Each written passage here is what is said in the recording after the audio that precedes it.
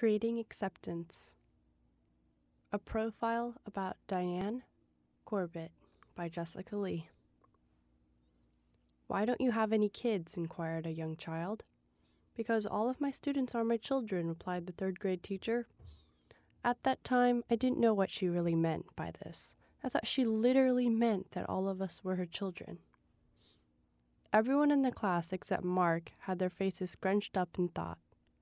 Mark, on the other hand, was staring at the ceiling with his mouth agape and tongue sticking out.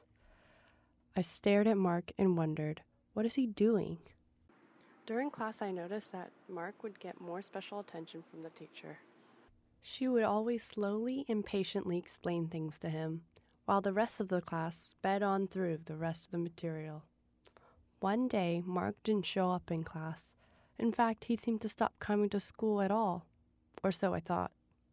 Mark actually was in our school. He was just in a different class. Mark joined what we third graders called the special class. One would think that the special class would be for students who were exceptionally smart, but it was actually for the kids with disabilities. We didn't fully understand what the class was or what it did, but we all assumed it was for kids who weren't as capable as normal kids. They were different, and that was bad. Even today, different is considered bad. We weren't mean to the special kids, but we weren't friendly to them either. The relationship between a kid with a disability and a normal kid would be one of mild reservation. Oftentimes on the playground, there were two different groups of kids, the special kids group and the normal kids group. It was so natural that we didn't even notice we were excluding a whole group of people. Diane Corbett has shoulder-length fine blonde hair. Surrounding her clear blue eyes are wrinkles that gave me the impression that she laughs a lot. She prefers her students to call her Diane because she feels that it encourages the type of relationship she wants to have with her students. Yet, when I first met Diane, I was admittedly intimidated. I was her student in the color guard section of the marching band. Diane teaches the color guard unit and special education at Mountain View High. She demanded a lot from me as a student as well as a young adult. Her everyday actions reflected her values in which everyone should keep an open mind. Although Diane doesn't have any kids yet, she treats all of her students as if they were her own kids.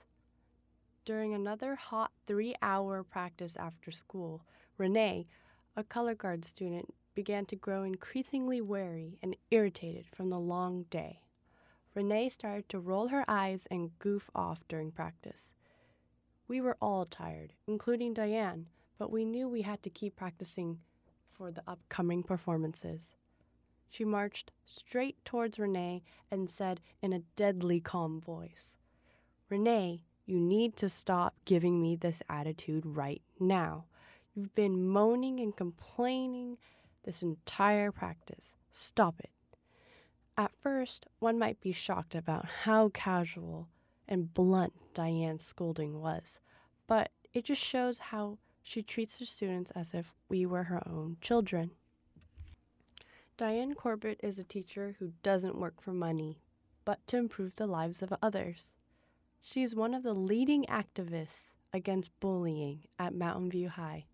She creates a warm and safe environment for high schoolers, especially students with special needs, through the use of education and inclusion.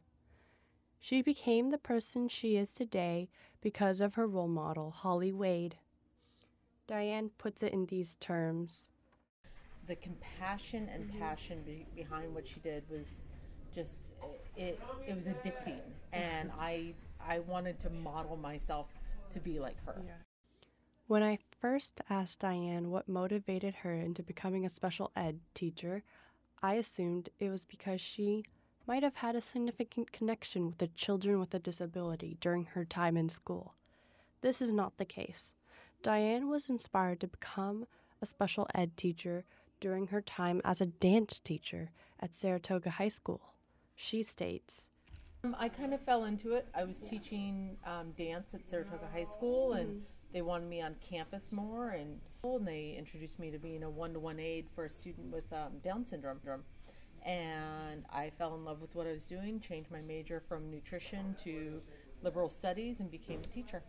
In fact, she explains, Most of the kids that had disabilities were in county programs. So that really came, I think you started seeing more and more programs in the 90s than the late 80s, early 90s when I was going to school.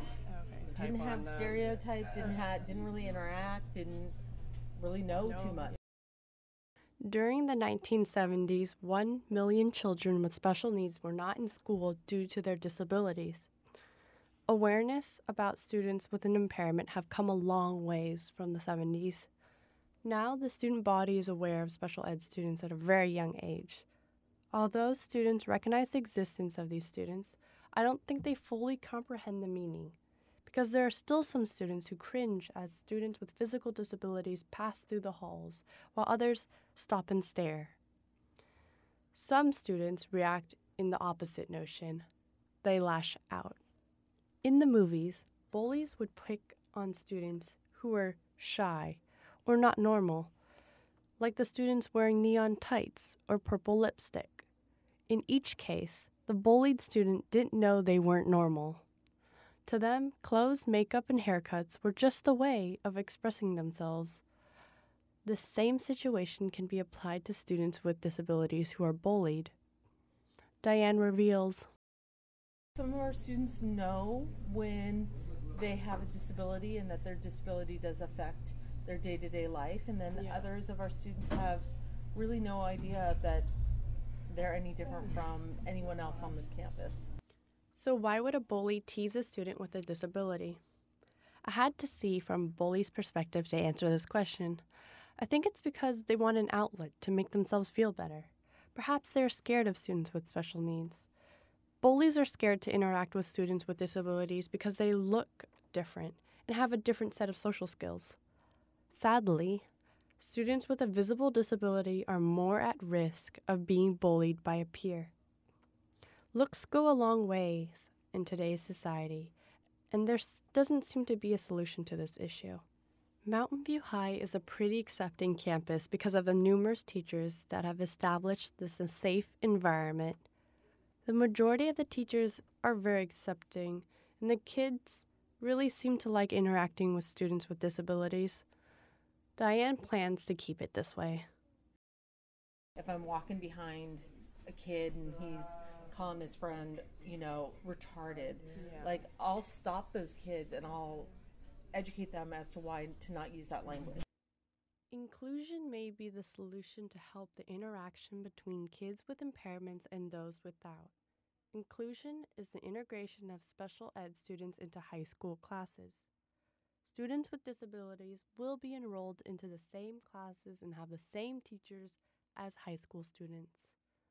Diane believes that inclusion is critical for special ed students who should be allowed to attend to both regular high school classes such as photography, dance, and other electives, while also attending individualized classes such as occupational therapy, physical therapy, and speech therapy, courses that are needed in a smaller classroom setting.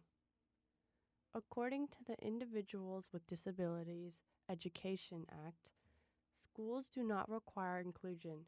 Instead, the law requires that students with disabilities be educated in the least restrictive environment appropriate to meet their unique needs.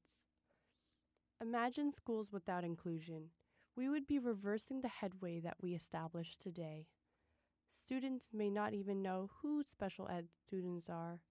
If these students do, they will become apprehensive around students with special needs or even resort to bullying, the very act we are trying to prevent. There is still an invisible line between kids with disabilities and those without. Luckily, there are clubs such as Best Buddies that spend their lunchtimes interacting with these kids. Looking into the future, Diane hopes that her own child, Jackie, will live in a world where acceptance is the norm. Diane concludes, they don't really teach classes on how to do this. When you get your credential, they don't cover this stuff.